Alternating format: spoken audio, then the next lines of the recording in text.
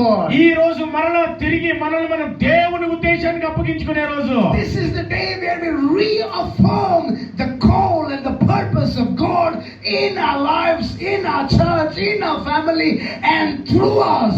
ఈ రోజు దేవుడు మనల్ని ఎందుకైతే పిలిచాడో దాన్ని మనం మరలా తిరిగి జ్ఞాపకం చేసుకుంటూ ఆ పిలుపుకు ఆ యొక్క ఉద్దేశానికి మనల్ని మనము అప్పగించుకునే రోజు. When the Son of Man comes, when Jesus comes to this world, యేసు ప్రభువారి లోకానికి వచ్చినప్పుడు will you find people with the faith to see the Great Commission fulfilled? గొప్ప ఆదేశము నెరవేర్చిన విశ్వాసాన్ని ఆయన చూడగలడా? Can Jesus find pastors, men and women of God who have faith to see the Great Commission completely manifest in our generation? మన యొక్క తరములో దేవుని యొక్క ఆదేశమును నెరవేర్చగలిగిన సేవకులను సేవకురాలను ఆయన కనుగొనగలడా?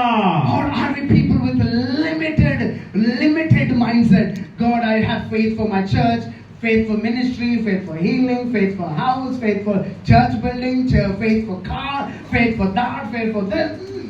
Have faith to see the Great Commission completely accomplished in our generation.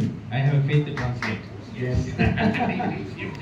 కానీ వినండి, నాకు విశ్వాసం ఉందండి, నాకు స్వస్థత వస్తుంది, విడుదల వస్తుంది, నాకు ఇల్లు వస్తుంది, నాకు కారు వస్తుంది, నా సంఘం బాగుంటుంది, ఈ యొక్క 50 మందిని దేవుడు ఇస్తాడు అని ఈ విశ్వాసంతోనే మనం సరిపెట్టుకునే సేవకులుగా ఉన్నామా?